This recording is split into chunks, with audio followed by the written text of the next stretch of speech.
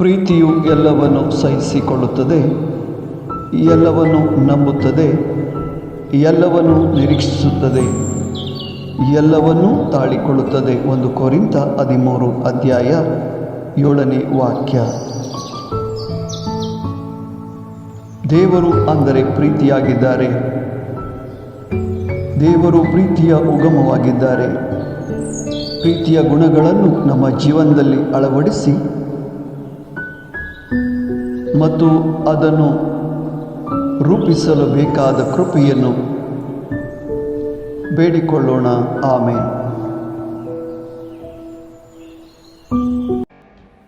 मोग सगळे सोसून व्हरता, सगळे सतमंता, सगळे बरवसता आणि सगळे सांबाळून व्हरता.